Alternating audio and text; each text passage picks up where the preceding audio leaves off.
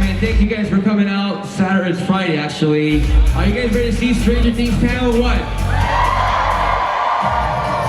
My name is DJ Freefall. Before we get into this little pre-introduction, I want to introduce a really good friend of mine. His name is Mark Daniels. He's an amazing MC, and he's gonna help me introduce this amazing panel and just get you guys even more hyped and even more excited for this amazing day that we got planned for you guys. So let's go.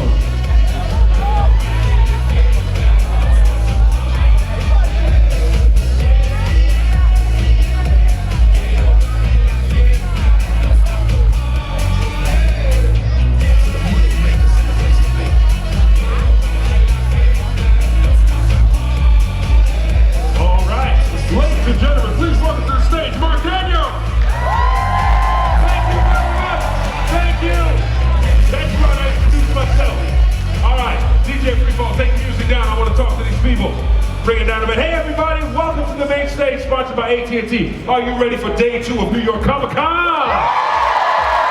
That's what I want to hear. Welcome everybody, we're glad you're having a great time. Don't forget to share all your photos with hashtag NYCC. And as you walk in, don't forget to visit our DirecTV Now AT&T ladies over there. Scan your badge where you can win some amazing Where the ladies at? Wave ladies back there. Scan your badge so you can win some amazing prizes, even upgrades at some of the panels today. Here they are right now, so make sure you scan your badges, all right? I want to tell you a little bit about the main room.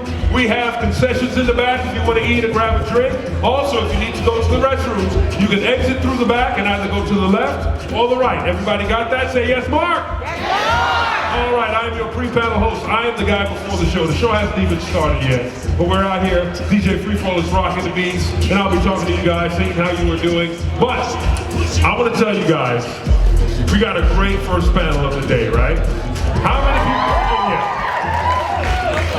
How many people really are excited about Stranger Things?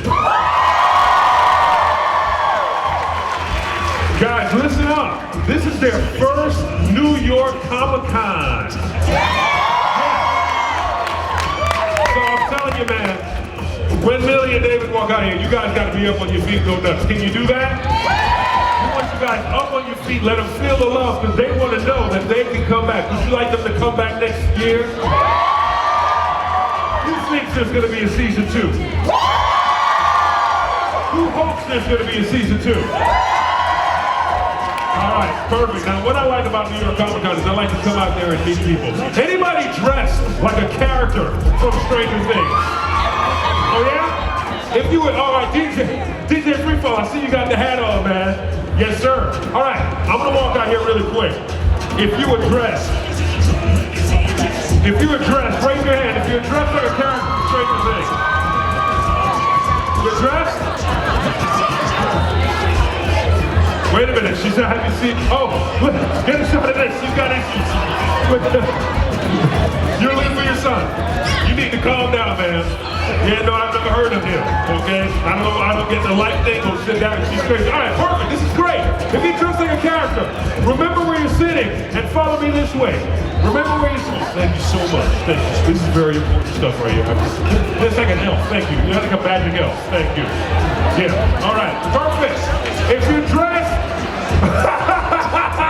wait a minute. Wait a minute. Oh my God. Oh God. Oh God. Wow.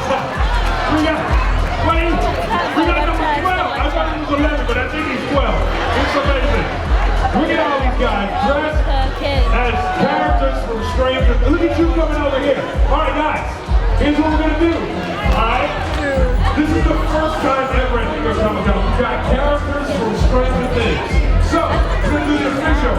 We're going to do the first ever New York Comic Con Stranger Things Cosplay Parade. Alright, what we're going to do is we're going to walk around the back, come down the front, and I'm film this, and we're going to put this on live, and put it on the official New York Comic Con website. You guys ready? So, you're going to follow us. Give me some fun marching music. DJ Freefall, give me some to have some fun as we do our first ever New York Comic Con Stranger Things Cosplay Parade. Come on. Follow. Here we go.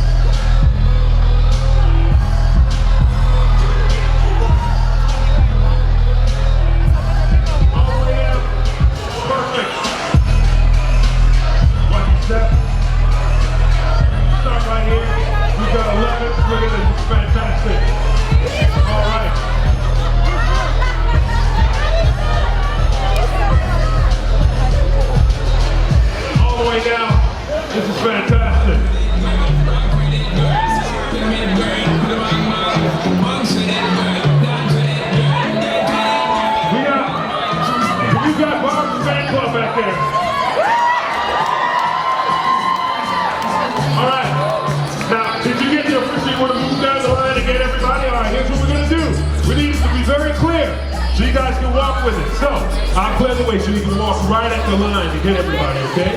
So, if you want to follow this action shot, you guys look right into the camera. If you're in line, what's going to happen is the camera's going to come all the way down, looking at you guys, what you guys cheering and screaming, and it's going to go around the side. We need to show the first ever parade for Stranger Things here at the New York Comic Con. All right, you got it clear.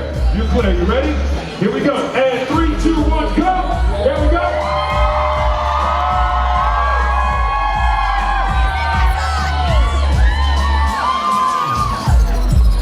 Yes, give it up for our Stranger Things. Oh, you're doing it too. There you go. Keep going, keep going.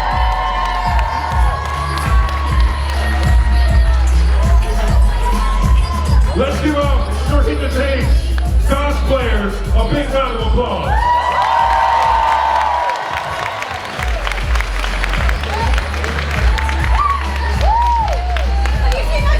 She's still looking for her son, guys. You need to help her out. Where's the chief? I'll get the chief for you. All right, fantastic. You guys head back to your seats. Thank you very much. Now we're gonna get a big crowd shot. You guys are fantastic. I love the angle over here. Nice. All right, here's what we're gonna do.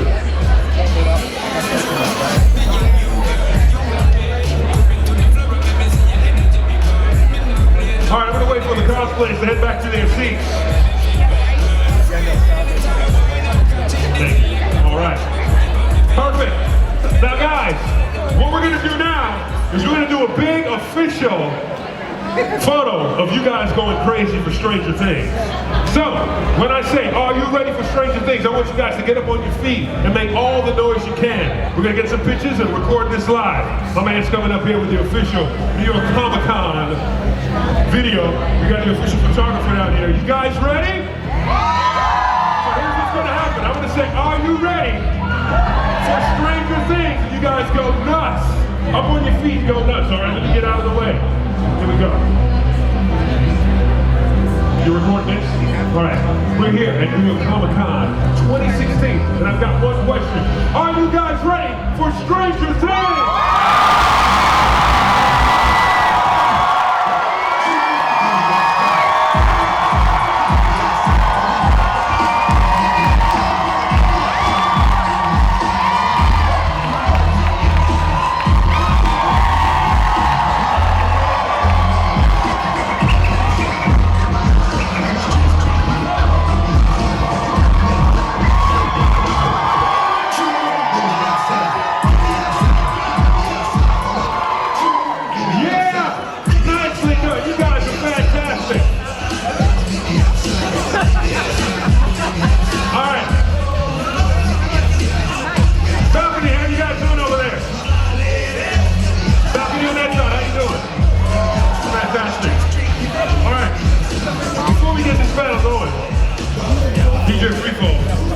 Make sure everybody deserves to be in here.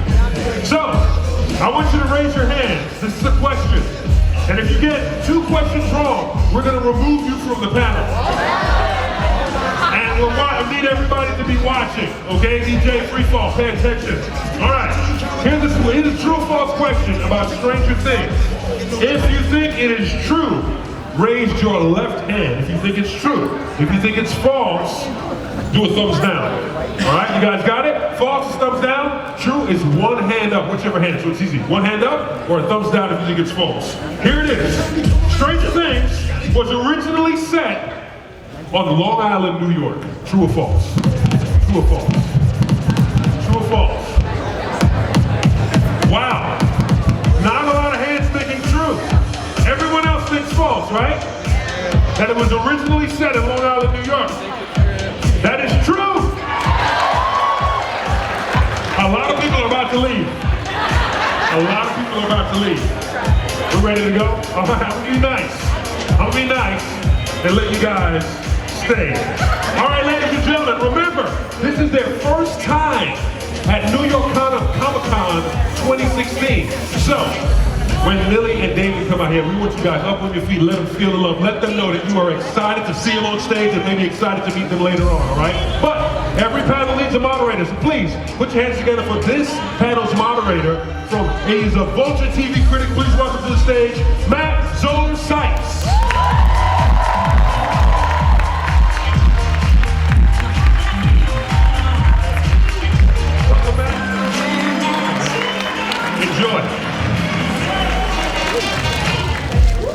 everybody, and welcome to the Watergate hearings.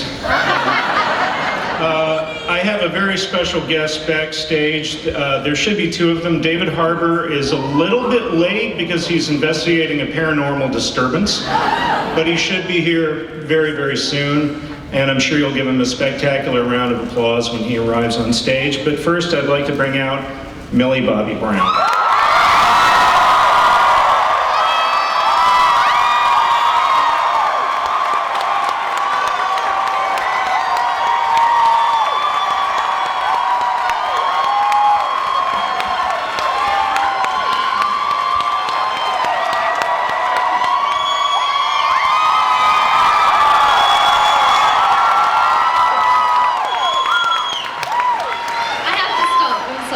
That's amazing. That is the loudest. Like, it was like a roar. Yeah. That was incredible. I have to tell you a tale out of school. When they were doing the trivia quiz backstage, she was participating. She's back there going, I was like, come on, everybody, look at me. I know the right answers. I think you have a slight advantage over everyone else. Okay, well, you know, at least I tried. Yeah. So tell me, take me back to the beginning. What sort of environment did you grow up in? Obviously, it was not in the U.S. Right. Tell me a little bit about how you got from there to here. You're playing this kind of quintessentially American character, although with pretty awesome powers. Thanks. No, I just, lived in London, and, normal. I'm a very weird child. I sing a lot, I dance a lot, and I'm not very good at it. So when we finally moved to America, I just kind of embraced that, and then I got here. Mm-hmm. What was your audition like? It was, it was complicated because I auditioned multiple times. I auditioned once, and then I'd auditioned by myself. I'd done a scene with Mike. Like, not actually with him, with my dad. And then I auditioned on tape. I Skyped with the Duffers, and then I flew to LA and I actually met Finn and the Duffers, and then I found I had cut all this off. And then I got the job.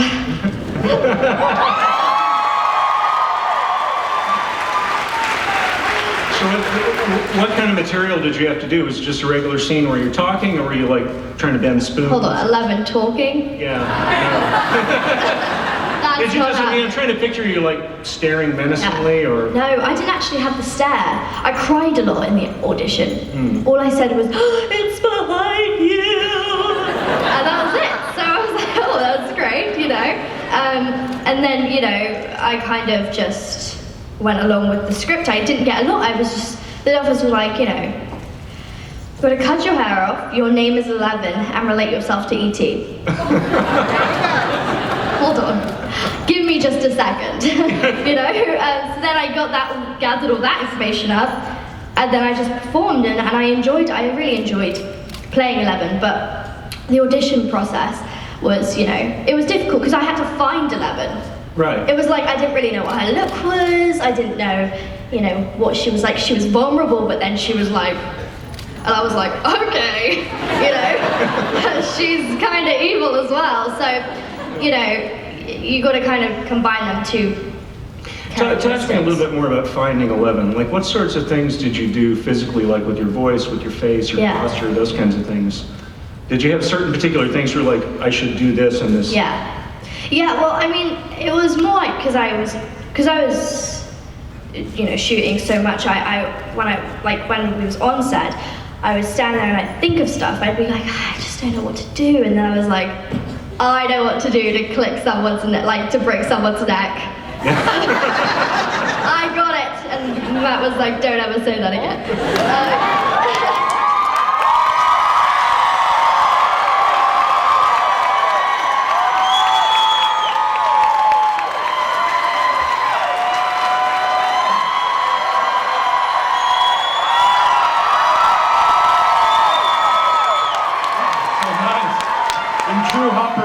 I'm late and hungover. Oh, thank you. Just kidding. Mr. David Harbour. Thank you very much. So we were talking about auditions and about finding the character. Do you remember, was there a particular scene that you auditioned with? Do you remember? Yeah, I do. I auditioned with that first Joyce Hopper scene. Yeah, and it was just a quick tape, and we just did that scene a couple times. And I remember wearing I wore a hat to the audition. I normally never do that, but I thought that this guy was like a guy who kind of likes to hide. And so I wore the hat, and even the casting director, Karma Cuba, was like, "You want to do one without the hat, man?" And I was like, "No, I'm good." So tell me about the first time that you saw Millie in this 11 full regalia. I actually saw Millie's audition tape. What was that like? Yeah. You knew that I saw that? I did. I think everybody kind of saw it. I didn't realize it went out to everyone. Because I'm like the cry, I'm like, in the whole audition. It's It was a pretty good audition. It was but yeah, I met Millie at the table read, and you didn't have your head shaved then, right? No, I did. It was actually that day. Yeah. Really? I got it done, and I was in the audition because in the table read, you know how I didn't have any lines. So all I said was no, yes, Papa, yeah, and then so I did.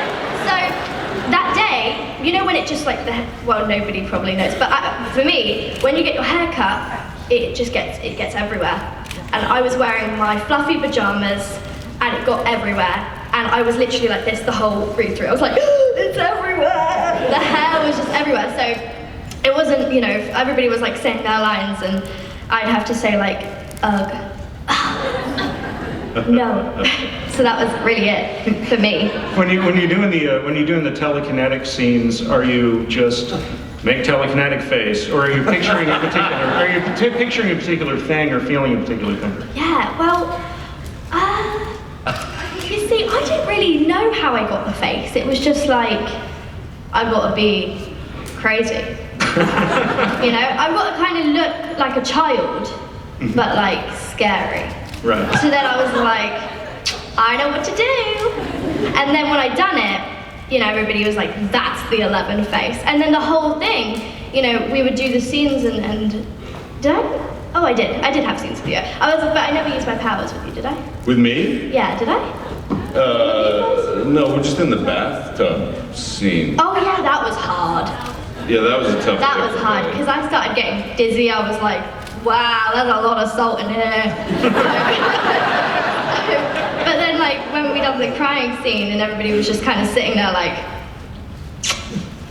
cut, and we was like, all right, let's go for lunch. So that was a really, really fun scene for everyone to work together for the first time. What's it like being on the set when you're shooting these scenes where you're doing, psychokinetic mind violence to people? Are they bouncing people off trampolines? Are they on harnesses? What are they? Oh, it's worse apparently. They just have sort of blood come out of their eyes, don't they? Yeah. What happens to No, it was actually really fun because it was just when I done it because I got to fling people around the room. Really fun for me to watch. Because all I had. Yeah, what did they do when those guys in the hallway? Did they pull them on a rope or something? What guys? There's a lot of guys. When you run down the hallway and you're ba ba ba ba, and then you snap the guy. Oh yeah, that was really fun because. so that day I was and they was oh, and then they went back and. I just walked in on set, my fluffy pajamas on again, and this guy's just hanging out the wall. And I'm like, oh wow, that's good. He was and his blood was coming everywhere. It was so much fun. So how do they time the nosebleeds? Do they have a nosebleed wrangler? Do you do that yourself, or? It's so hard because we'd really we'd load it up. And then when I'd have to say to the duffers, okay, I'll call action. It's coming. It's coming. I feel it. All right, action. And it just comes. I feel yes! My timing is so good. So this television series owes quite a bit to some of the classics of science fiction and fantasy from the 80s, the decade it's set in. Tell me a little bit about your relationship to that popular culture as somebody who was probably watching it during that time, and then how much exposure did you have to it? Did they put you through a research phase where they hand you a stack of DVDs, or? It's really nice having like these, you know, like Winona and David and Matthew Modine to kind of help me transform into the 80s, because I was just like, why don't we just call Will on the phone? Like, what is so hard about it? And you know, everybody's like, no, Millie, we didn't have phones. So I kind of realized stuff like that, and then I really like it now. I really want to live back in the 80s. I'm getting so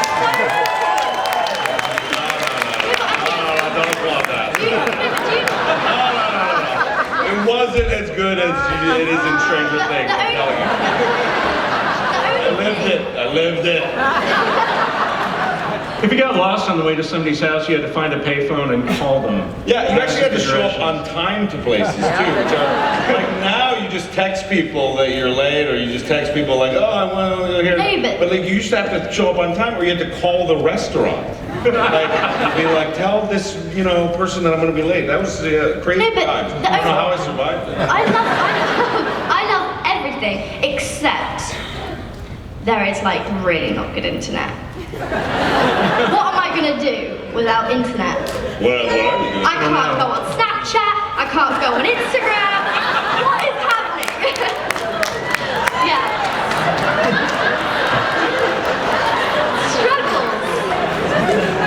I have a son who's exactly your age, and I was trying to tell him what it was like to watch television when I was 12, 13.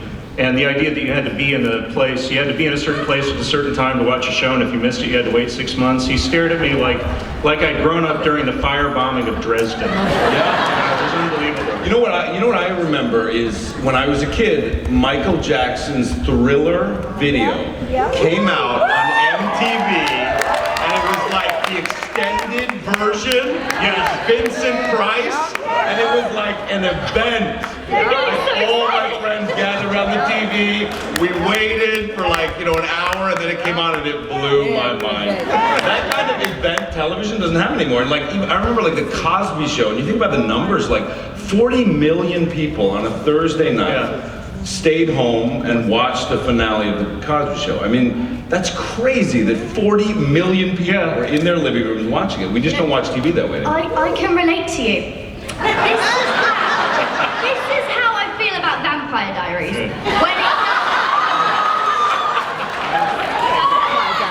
You love Vampire Diaries? Oh, don't even Oh my start. God! I don't know that. You know somebody Paul, right?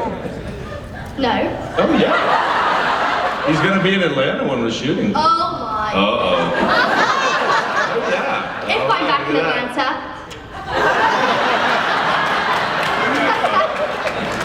They grow up so fast. So, about Stranger Things. When you're shooting, We're the Vampire Diaries panel. when you're shooting the scenes in the underneath, what is that like? What is the set like? What is the feeling of it? It's super dorky. I mean, it doesn't look the way it does in the actual show. In the show, it's amazing and beautiful, and it's got all these things. But on the actual set, it's really silly.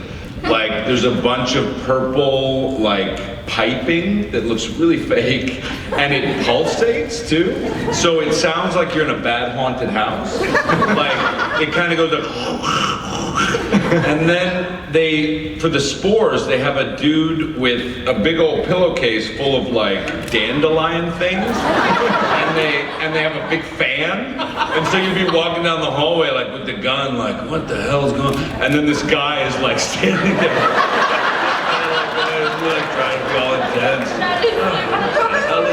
Oh Jesus! Yes, That sounds like so much fun. No, because Coffee. It's all he ever drinks.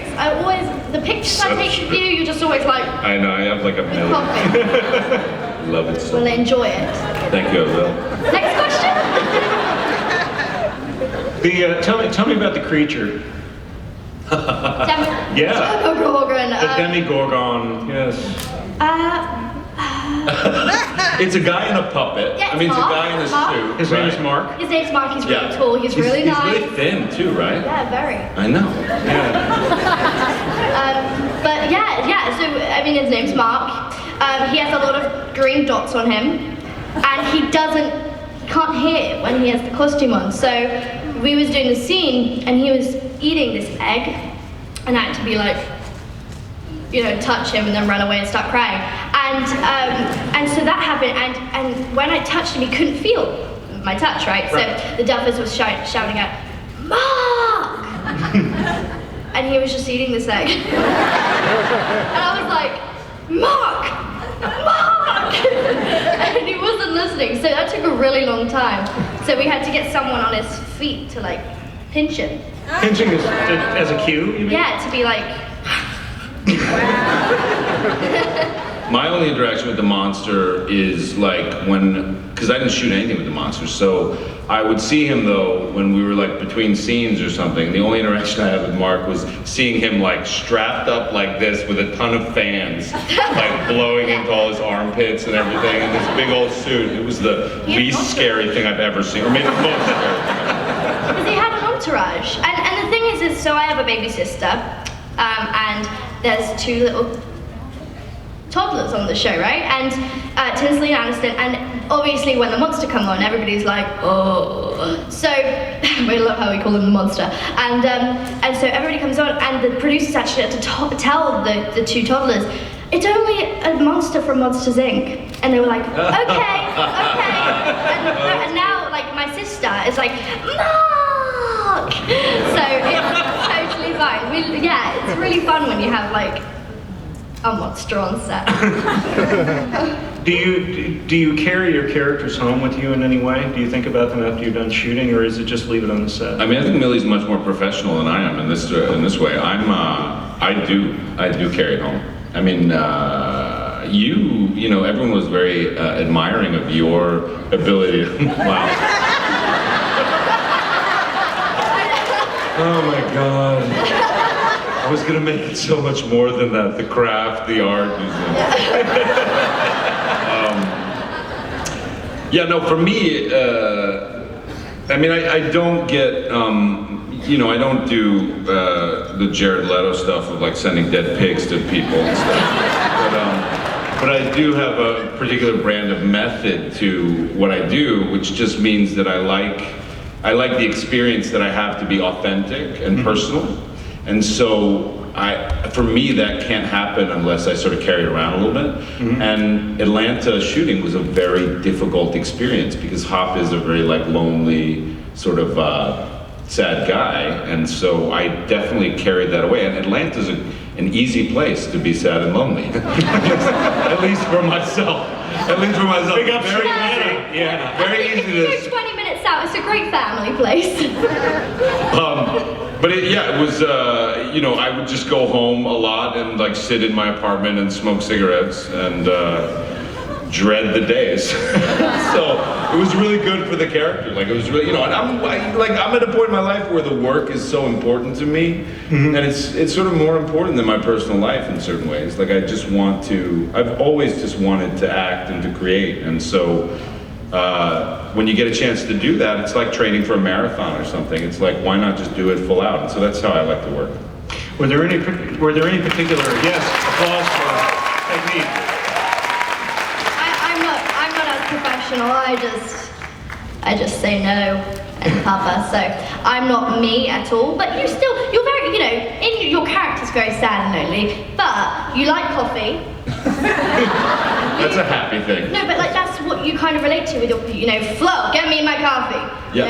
That's what you say when you go into the office. I'll be saying that till the day I die. It's gonna be my catchphrase, like everything I do. But you have us. He came over for dinner for a pot roast. Oh yeah, that was sweet. That was like the I know. nicest day I had in Atlanta. Thank you. It's like the only nice day I had. Thanks, Millie.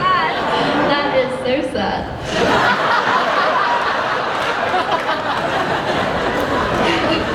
But also, like, it's funny, people, because like we didn't have that much interaction, but people ask about working with the kids and stuff, and like I remember the first big day I had with the kids was in the school where I tell them that they're not to go looking for Will, and do I make myself clear, that whole scene. Mm-hmm. And I remember that day, taking sort of the risk because they're kids and they're super charming and they're super like fun and nice and they're all bouncing around and stuff.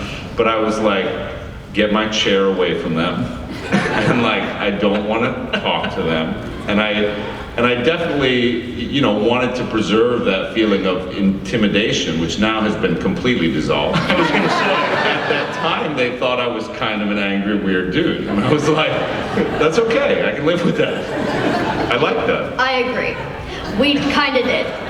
He sat there and he was just like,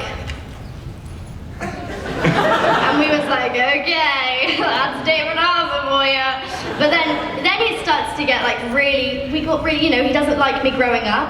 He's like, would you? And like we're very close now. So, it's kind of, this should be a movie about making a show. David Harbour. Oh, sad, lonely guy. Angry and weird. Sad, lonely, angry and weird. And then he just turns out to be like this lovable person with a ton of friends that are kids. Becomes friends with a bunch of kids. Oh god. Next question. Well, I was gonna ask what sorts of relationships the actors had when the cameras weren't rolling, but I think that question has been asked and answered. Yeah. You obviously get along really well, huh? Didn't we? We've done a talent show. The talent show? You mean your little sister? Yeah, my baby sister yeah. hosted a talent show. I couldn't on get set. tickets though. No, you couldn't. Because Winona and her boyfriend all sat and we all watched, my sister. What did she do? She juggled? No, you helped her juggle. She tried to sing at one point too. I know at first I couldn't get a ticket to the talent. She would walk around and pass out tickets to her talent show. But then when she got to me, she ran out. Yeah. Yeah. But then I eventually came in and helped her juggle, I think. Yeah, you she helped let it juggle go. and She doesn't hold a grudge. So Nice. that's what we did after a set. And it was really fun. A bunch of kids off in the woods in Atlanta, outside of Atlanta. Were you near the Walking Dead people? Oh my god, I would have died if I met anybody from The Walking Dead. Yeah. I met, You met Chris Pratt and those guys when they were doing Passengers, right? Didn't you guys go to the... You didn't go? Oh, sorry. Whoops. I guess I'm confusing you with Gaten. I'm out. No, I went to the set of Alexandria. Am I right? Oh my god. I was like, I had my pink wig on because I couldn't show that I had like officially cut all my hair off. So I had this pink wig on. Everybody thought I was a freak. And I walked around and I was literally buying everything from The Walking Dead. I was like, I'll have that, I'll have that, I'll have that. Oh my god, that's a stone. That was in the show. So yeah, I'm a really big fan. And when I went, obviously shout out if anybody wants to take me to The Walking Dead set. I'm okay with it. You'll probably have some takers, I would think. Yeah. So let's open up the floor for some questions. I believe that we have microphone wranglers. There we go. There's one of them. It would just have another one. Yeah, two. Great. Okay. So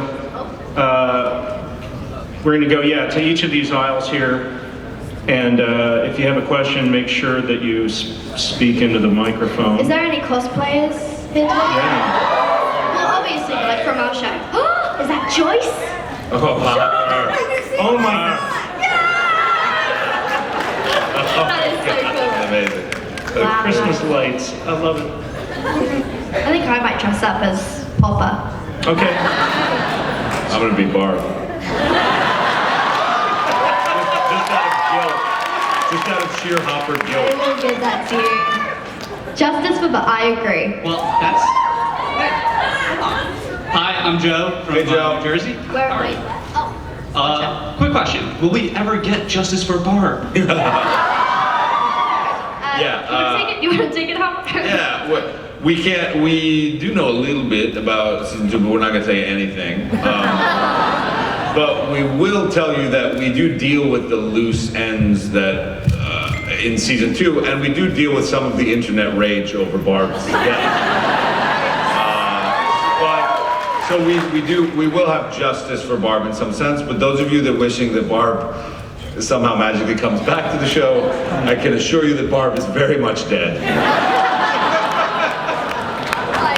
God, I was gonna just say, you know, if you guys want her back, get on Twitter, tag her, and just cause... Did the Barb thing catch you by surprise? Totally by surprise. Yeah, Barb, the whole Barb thing, yeah. Actually, because she didn't, we was at the read-through and she was like, guys, I don't want to die.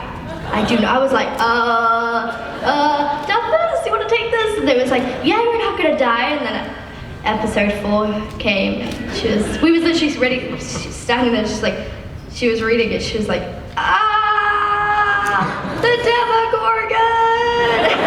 And we was like, oops. Yeah, so it was actually quite sad, but you know. I mean, one thing I will say about Barb though, that I wasn't surprised, like I was very, like she has such a unique look, and like that haircut and her body and the whole thing is just so like great, and it's so of the time with the mom jeans and the whole thing. Yeah. And then like, I just thought like aesthetically and production value wise it was extraordinary. Yeah. And then the fact that like Shannon gives a great performance, so like I'm very surprised by the response to it, but I think it's like well deserved, because I think it's it's as iconic as any of us in the show. It's as iconic a character. Because like I have that look, and then Barb has the look. Does anybody know the look? She goes like, have you seen it? She's like, oh, are you and Steve going out tonight?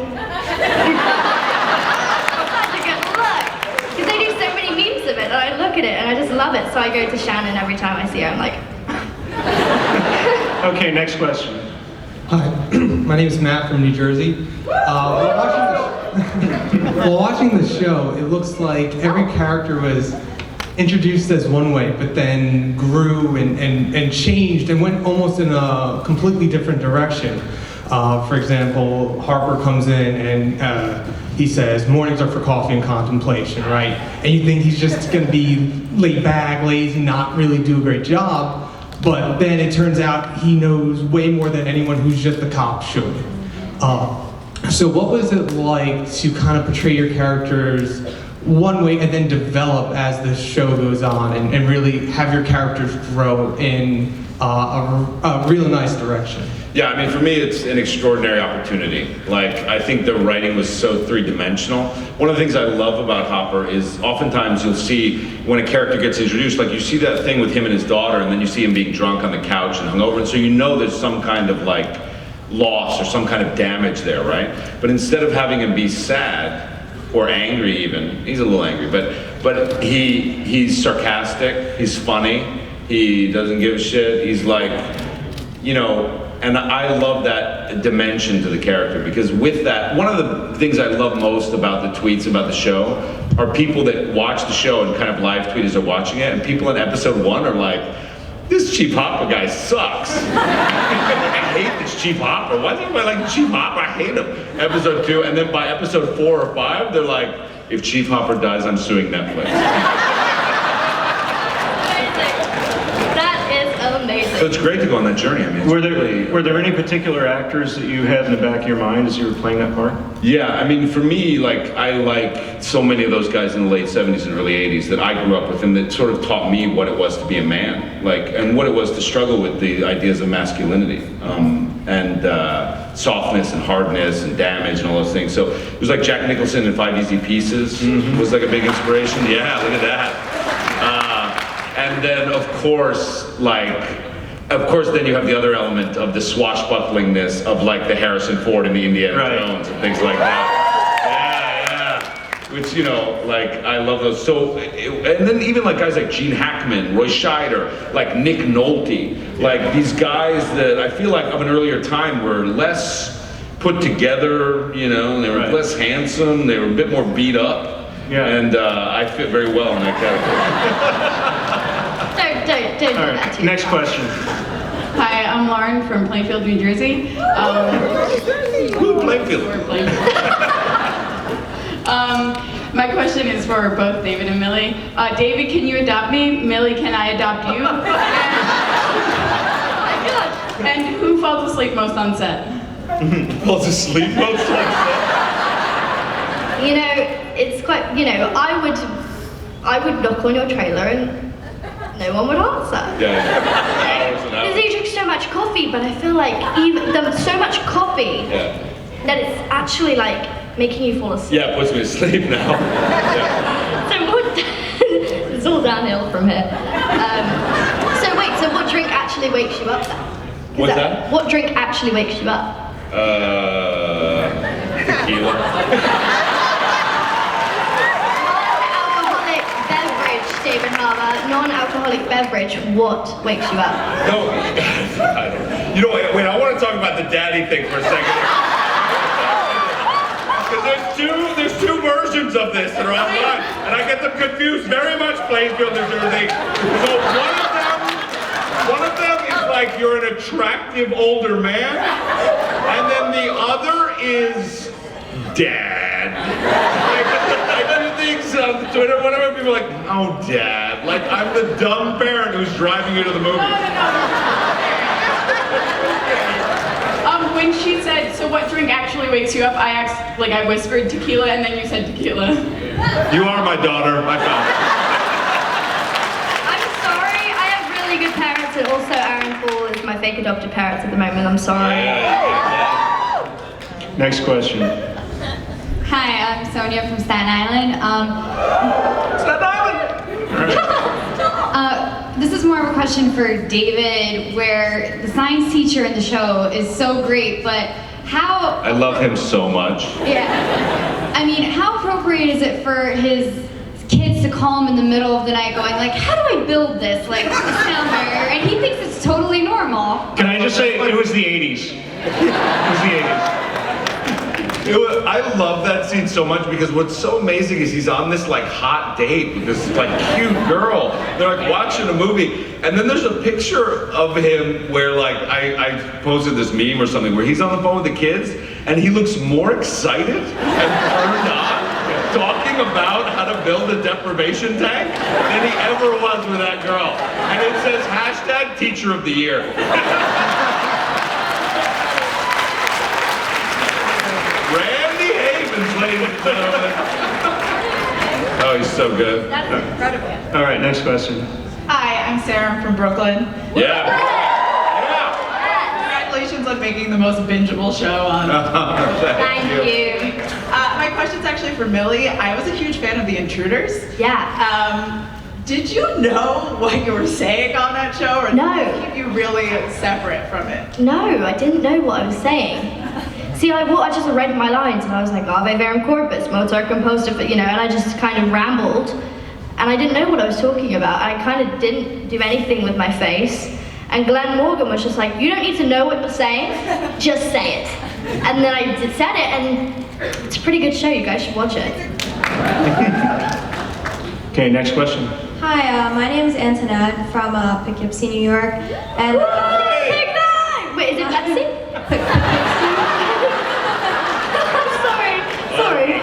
Sorry. I actually had something about The Intruders too. So obviously in The Intruders you play a character who is also kind of like 11, like kind of stoic and really weird. Possessed by an 80-year-old exactly, man. Right. So do you ever like want to do a role that's not super creepy? I would love to. You see, I'm quite funny. And what do you say about that, David? Do you think I'm quite funny? I think I'm quite funny. I think you're quite funny. Thank you. If you could just overcome your confidence issues. I'd love to do like a comedy. You know, I go for so many comedies. I went for The Boss with Melissa McCarthy, and I'm just not that child. I'm just like, No, you need to Always play the evil, boss but then- in the boss movie. You can't be oh, silent. I like what you need to did be the there. boss, I yeah. like what you did there. We'll make that work. So no, but yeah, I'd love to do a project where I'm funny. You know, have you done a comedy? Well, that was just a question. I mean, I've been funny and stuff. Unintentionally. Yeah, you're hopping. You actually. It's quite funny. I thought that The Newsroom was a comedy, but no one else did. I was I always thought it was like Ron Burgundy, like Anchorman. So I always tried to play like stay classy. I was going to ask you about that. Yeah. I wanted to grow a mustache and be a real idiot, but Aaron Sorkin like doesn't let anyone be stupid on his shows. So that was a big fight that I lost. Thank you so much. Next question. Hi, my name is Matthew from Long Island. Long Island! Recently, my mom actually passed away from breast cancer, so watching your character lose his daughter to cancer just like completely reopened that wound. It was painful to watch, and just seeing then after that, just watching Hopper care for these children like they were his own. Did you have any personal loss that helped you with your character? I mean, for me, I work in a lot of metaphor, and a lot of personal stuff that may not directly relate, but hopefully relates in idea or in feeling. I've never, I've lost a grandmother and I lost a cousin to a driving accident when he was 19, but I've never had a loss of a daughter or like a loss of a parent yet. But the one thing that was very interesting to me and that I kind of stumbled upon was that I feel like with the loss of a daughter like that, I just feel like he is truly broken in a way that almost cannot be healed. And that the only real, the guilt that he feels about not being able to save his daughter, which we may get into in season 2 in terms of like what that cancer was about and kind of where it came from and a little more complexity around that situation. But that in a certain way, he has so much guilt because he's so used to saving people or used to good guys and bad guys, and finally he puts himself into a situation where it's just life. I mean, there's just nothing you can do, and I think that he takes that on himself and carries it on his shoulders as a result of guilt. So I have a lot of guilt in my life and a lot of regret. So that was a lot of what I used to get there. But I'm very sorry for your loss, and I hope that experience opening you up was a good one ultimately, because I think I have a lot of it's obviously an extremely complicated thing that we deal with in the show, and it's always good to hear when people are moved by it in a good way. It must be quite an extraordinary thing when you're on set. You don't necessarily, you may have an idea of if the material is good or not, but you don't know if it's really working until you see it. Yeah. And then you see it, and not only do you know that it's working, but people tell you stories like the one that we just heard. Yeah, I mean... Do you get a lot of that kind of thing? I do, yeah. And what sorts of things?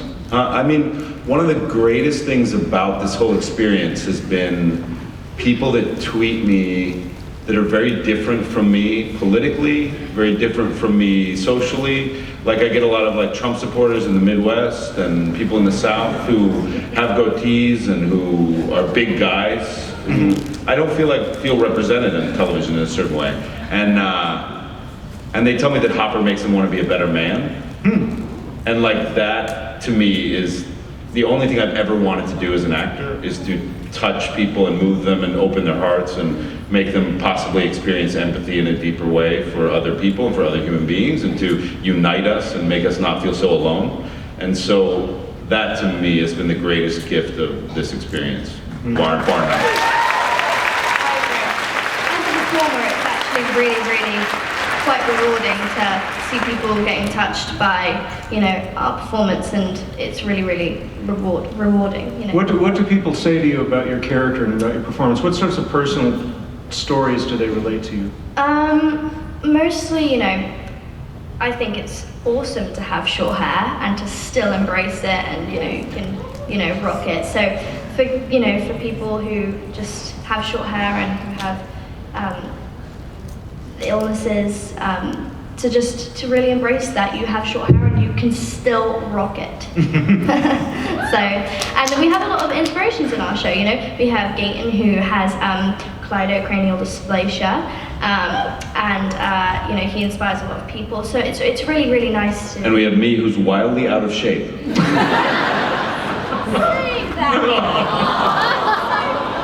so horrible. You look great. Stop it.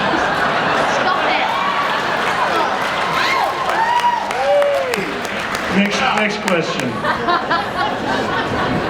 Hi, my name's Aaron. I'm from little PA. And Oh You're doing it now. my sister asks, what is your favorite and least favorite part about playing your character? The least? Yeah. The least. Like, the best part and like, yeah, the The best worst part about part. playing your character. Oh, the best. Okay. Am I right? Oh, I think I'm right. What's the most fun and what's the part where you're like, oh god? I like my character. She uses her powers quite a lot. I mean, and also like, she's got to talk a bit more. She's just got to, you know, like she sits there and she's just sitting there like, whilst they're talking and they're trying to figure out this thing and I'm just like, talk, 11, just say where the upside down is. And so, yeah, that really bothers me. But, you know, it all makes sense at the end, like, good night, Mike, and all that. But, you know, the best part is probably having powers, because you get to do really fun stuff. Yeah, it's really fun. What about you, David Harbour?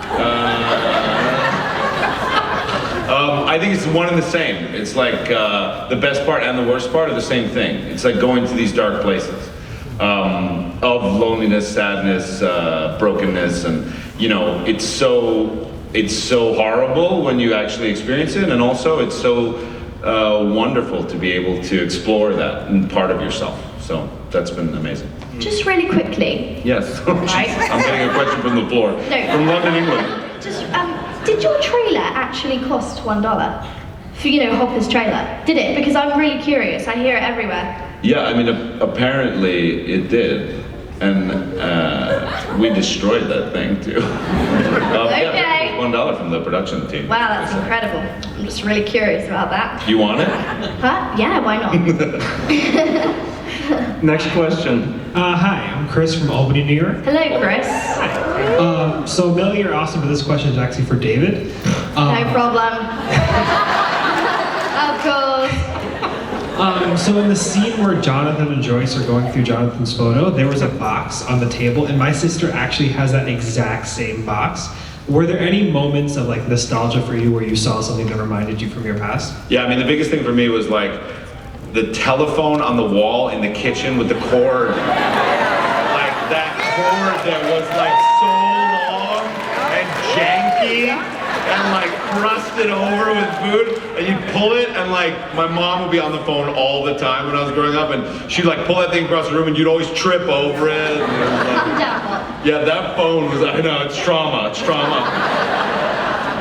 Yeah, that phone was the big one for me. But also, like, there's tons of games on set which you don't even see, just in the background, like Connect 4 and like Simon Says and all these little board games that we used to play too. And I guess the last big, huge nostalgia factor was I was a big D&D guy.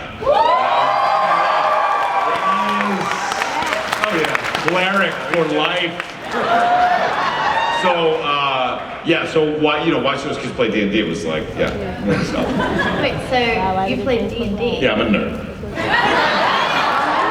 You've never told me that. See, I don't play that. See, I just don't understand it. But, you know, that's quite cool. What if you were one of the characters in this? Another question on the floor. If you were a character that played D&D, which one would you be? I'm a cleric. I'm a holy warrior of the light. Book in one hand and like a big mace in the other.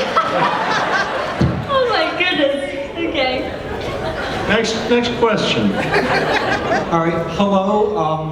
I'm Ryan from New Jersey. Hi, Ryan.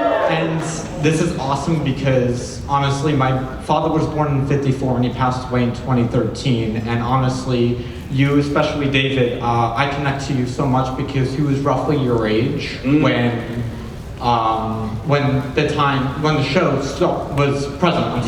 Like my mind's running a million times a second. So thank you to both of you for being part of this show. I'm ever grateful to both of you. Thank you. So my question for both of you is that I know D&D is a huge part of the show, and I know you're a cleric. I'm a paladin. Sure, got this. I'm a little Go forth, my brother. Go right in. Sword in one hand, shield in the other. Yes. Magic Smite the evil undead. Is D&D, can I relate it to like Pokemon? Is it like that? Because I'm a, is it a Veiler? Yes. Thank you. God, okay, everybody's like all the 80s. Sometimes you just need to be present. Okay? It's 2016 and we played Pokemon Go. What's your question? It's more towards World of Warcraft, and my question for both of you guys is, post-production, after the show's over, did you guys actually play D&D afterwards? Did you guys actually have like a board game night? Did you guys like play Arkham Horror? If we did, I wasn't invited. No. You guys didn't play, did you? No. No, We'll do it in season 2. Maybe We'll I think the boys start a home like, game. really liked to play it. They'd play it whilst they were filming, but no. The boys are really like present like me as well. I'm not just the one that's like I'm not anti-80s, but I'm very present. I'm very 2016. So the boys, yeah, they play Pokemon with me. It's more Pokemon now than D&D, but I'm sure when they go back filming, they're gonna have to play it again. All right. Thank you so much once again. Thanks. Thank you. Next question. Hi, I'm Cassidy. I'm from Westchester, New York. Yeah. Yeah. Yeah. You're from Westchester? Yeah, White Plains. Same! White Plains. Congratulations, David Hammer. White Plains. Does anybody live in London? Okay, no. Okay, fine. My question's for Millie. Do you actually like Eggos or? Oh my god. Okay. I've gone to many Comic-Cons, and I've stated the facts. I like them. I do. I do not like how many I eat. You see, the amount I eat is actually really hard to digest. Like, I will have about, okay, maybe I have a spit bucket, you know, but still, you still have to like put it in your mouth, and it does taste really nice, but not like 15 times. So, and I like the blueberry flavor. I will say though that I like every single cigarette I smoke. Really? Is that stop it. Stop. Oh my goodness gracious me. Next question. Hi, I'm Amanda from New Jersey. Amanda! I have a question for both of you. I was wondering, when you first go on set, who was your first friend you met and hung out with? Not the loner. Who? For me, it was Winona. Yeah, she's amazing. Actually, we met before the project, before you guys came on, actually. Winona and I were the first people sort of on board for the project. And we went out in LA with the Duffer Brothers and me and Winona. And we went to fancy Chateau Marmont, had dinner, which I couldn't get into, by the way. I had to like call them. They wouldn't let me in, but then finally they did. Why? But I had because I'm not fancy enough. No, because you're like, I'm David Harbour. No, not back then. But anyway, we had like a 5-hour dinner, and I just kind of fell in love with her. Like, I think she's so extraordinary, and so she was like my real friend on set. Like, you know, I just hung with her like a lot. What was that like though? Because she was of that era. I mean, she was like, she really kind of came up in a big way in the late 80s. Yeah, so I like Heather. So you're kind of like having first-person contact with an icon. Oh yeah, I was a fanboy. Like first, like I was like a total fan. Like Heather's was, I mean, like one of the greatest movies of that decade. And she's so extraordinary, and she's so cute, and so adorable. So I had a big crush on her, you know, and that still hasn't worn off. But you know, she's also like a lovely, smart, like fiercely intelligent. Really, she's like a human encyclopedia. Yeah, so it was. Yeah, I had to get over the fanboy crush, but I did become very close with her. It saddens me to know we just had 11 minutes. Who's your friend, Millie? Who's your like? Let's see. Well, you know, obviously I had the boys. But they weren't like my friends, they were like my big brothers, you know. They really annoyed me, but I loved them. But, you know, I think Winona, again, Winona is genuinely the funniest person ever. Like, she will sneeze, and I love her sneeze. It's like, achoo. And I'm just like, oh, amazing. It's so incredible. But like, we'd go out to dinner and we'd, you know, she's just so nice and caring, and you know, she's like a mouse. She eats cheese and crackers, and we sit in her trailer and we talk about movies all day. And you know, it's really incredible because I think she felt a real kinship to you too, because she was a big star. Yeah. She was a young lady as well. And she had short hair. And so, yeah. And she gave me this ring for my birthday, which was the best birthday in the world, wasn't it? My birthday was so good. It was so good. I had what was my birthday? It was like a cake. It was apple pie? I think it was apple pie. And I mean, come on, everybody got me a present, and it was just so much fun. Yeah. And then I missed my cue to go on set because I was so excited. I got this ring. I was like, ah! And then I got in the queue, and do you remember we was in the car and I missed my cue? They said action, and you were like, hurry up, Millie, get out the car. And I was like, okay. So that was it was a great birthday. Sorry, I have so many stories. Okay. One more question. Hi, I'm Faith and from New Jersey. So one of my favorite parts of the season was actually one of the last moments when Hopper was leaving the waffles out sort of for 11. So my friends and I started talking about it, and we were considering the idea that hypothetically, if 11 came back next season, him like pseudo-adopting her like a child, what do you think that home dynamic would be like? Can you tell us everything you know about season 2? I missed you and damn thing. We can't tell you. That's the thing. I mean, I will say that there would be a rich emotional arc there that I would love to explore. Should it be?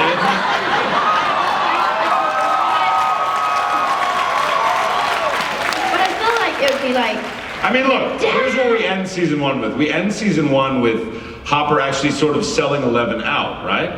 Not that he doesn't know that she's capable of destroying, you know, groups of people, but he does kind of give her up to go into the Upside Down to save Will. And so I think that, again, this idea of, and this children just being a very difficult thing for him, just being around children being a very difficult thing for him. I think it's a very complex relationship. So should 11 reemerge, I mean, and Hopper knows something about that with that egg of waffles, I think there's a lot of It's all very exciting. territory there.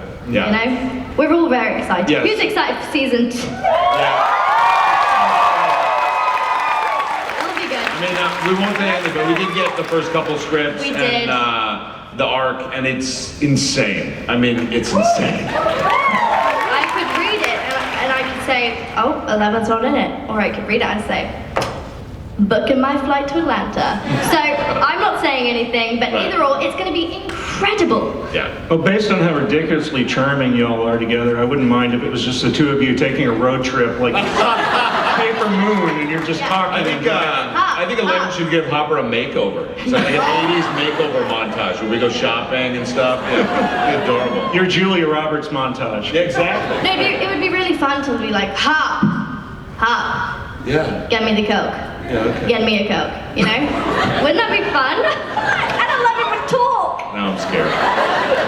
All positives, guys. All right, so we're almost out of time. Let's take one more question. Can we do that? On this side, the last question. Okay. Hi, I'm Natalie from Long Island, and my question is, how do you guys feel about how it ended off with Nancy, Steve, and Jonathan? Oh my God, listen to that.